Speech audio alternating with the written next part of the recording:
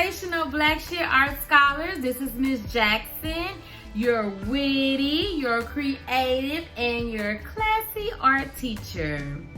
Today, I would like for you all to focus on the words look, imagine, and respond.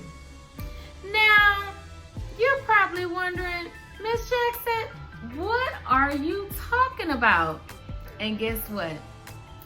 I'm going to give you all a clue of what I'm talking about. So, when we start, we're going to start with the word look. So, Miss Jackson would like for you to look at some cards. And the words I will discuss are words we have discussed previously in art class. Okay? So, look at the first card. In the section where you see A, you see what? 2D shapes, and they are flat. We see a circle, a square, and what? A triangle.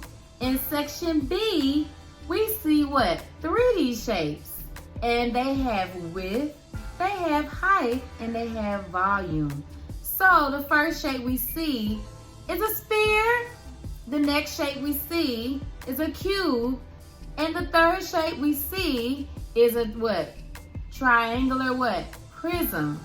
Okay? So this is what we call form. And form is what? An element of art. So there you go, scholars.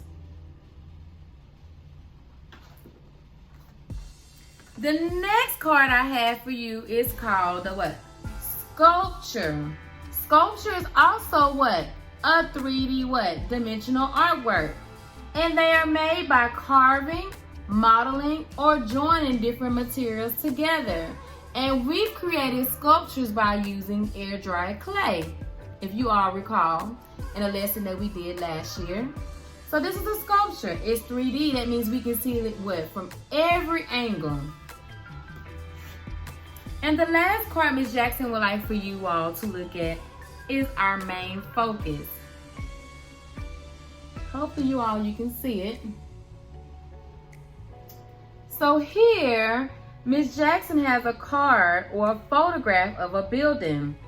This building is called the Port House and is located in the country of Belgium. Belgium is located in Europe. When I describe this card, we're going to use some vocabulary words that we can also utilize in math. So therefore, there are words we can both use in math and in art. And actually at the top of this card, you see it says focus on math. Didn't know that art and math could be what? Connected, but they can. So again, I'm gonna what? Take your attention back to this card. Miss Jackson wants to introduce the words called dynamic. Can you say dynamic? Dynamic. So when I think of the word dynamic, I'm looking at what? This building. And when I think of dynamic, what? The building or what the Port House looks like it's expressing some type of activity or movement. The next word is form, which we just what? Introduced. And when we look at the Port House what? Has what? Height, it has width, and it has what? Volume. And the next word I will use is volume. So volume is what? The amount of space. When I look at the Port House, it has what? Space. So next, my friends, Miss Jackson would like for you to what? Imagine. I want you to imagine, okay? So let me place the card back up again. So now Miss Jackson would like for you to imagine. Imagine that you are going to meet your friends, your Blackshear Art Scholars at the Port House, okay? And your friends have never, ever seen this building before. How would you describe this building to your friends by using the words we just previously discussed? Would you be able to tell your friends that this building has some type of form? Can you describe the different colors? What kind of math terms, what kind of art terms or vocabulary words can you use to describe to your friends so they're able to get to the Port House? I want you to imagine and think about how you can do that. So The next word I would like to bring up or mention to you all is what? Respond. How are you going to respond? By creating what? Your own 3D what? Dimensional shape. Not 2D, because if you do what? 2D, your shape's going to be flat. So I want you to respond by thinking of ways you can what? Create your own 3D or 3-dimensional shape with products you have around your house, okay? So before I show you my creations, I would like to give you some examples of things that you can use around the house to create your own 3D objects or artwork, okay? So I have this canister. This is an old oatmeal canister, and this is a 3D shape in itself. This is a cylinder, right? Do you see it has height, it has width, and it has volume all on the inside of this can. This is all that space inside. You see all that space? That's volume, okay? You can take this cylinder and see what you can possibly create, like maybe like a robot. I don't know. Maybe a piggy bank where you can collect some money. Also, you can take what? Or toilet tissue roll or paper towel roll and create something from this in what? Create a three-dimensional shape or a 3-dimensional object. And Miss Jackson has this old dishwashing liquids canister or what? Container that you can use to create something from it. So Miss Jackson wants you to put your creative what? Hats on, and I want you to create something or invent something, okay? So now I would like to show you my inventions. Are you ready, y'all scholars? All right, my first invention I have.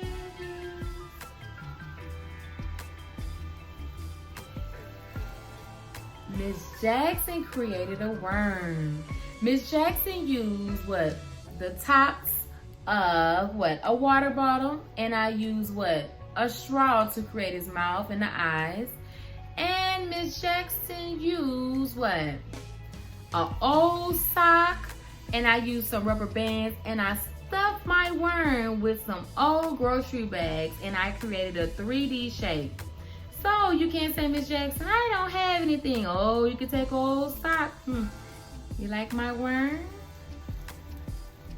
Okay, let me put my worm back.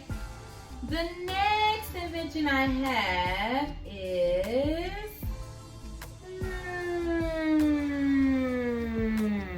Miss Jackson created an airplane. The top stick kind of fell off, so that's why I'm holding it. But I used some clothespins, and Miss Jackson used some popsicle sticks, okay? And you can use some liquid glue like you use in class, okay? But each time you get ready to glue a piece, let it dry for a little bit before adding another piece so it won't fall off like Miss Jackson's, okay? So the next piece I have is a plate, and I took pieces of construction paper and I used scissors and I cut my paper. We call this paper technique, okay? So I use different techniques to create like different what designs in my paper. So here I just fold my paper up and I created a design. Right here, Miss Jackson just took some scissors and I put little slits in here to create a different design. And we can call this a sculpture. Do you see it has the height, it has the width? So this is a paper sculpture. You can create a paper sculpture, okay? And the last item I have is, I have another sculpture and I use this paper roll to create this sculpture. So I just manipulated, meaning I took the roll and I just turned it and twisted however way I like, and I use glue. So this could be my sculpture and I adhere it to a base, like a cardboard box, or whatever you have to adhere it to make sure it's what? It has a firm base where it won't fall. So first you would use some glue, adhere it or glue it to the base, let it dry. You can use markers if you do not have what? Paint. But also Miss Jackson did tell you, or if you recall, maybe a few lessons ago when we talked about the color wheel, you can use an old marker and you can soak it in water and you can use it as what? Paint. Also, Miss Jackson used a principle of art. Ms. Jackson used a principle of art called pattern, so I have patterns. So if you notice, I have a pattern every other color. It repeats itself. So here's my sculpture made out of what? A paper towel roll. So there you go, scholars. So those are all my creations. So you have a lot of great examples that you can use or find around the house to make your 3D what? Dimensional shape. So when you think of the Port House, I want you to think about how you can describe your 3D object by using the words that we can both use from math and art, okay? So when you think about your 3D shape, think about how you would see form. Think about how you would see dynamic. Think about how you would see the word what? Volume in your 3D shape. So I'm ready to see your creative what? Inventions. I can't wait for you to upload your pictures in our ancillary class, or you can bring them in our live ancillary class on Thursday. So get to work, my Blackshear art scholars, and put those creative minds and thoughts what? Into what? Progress.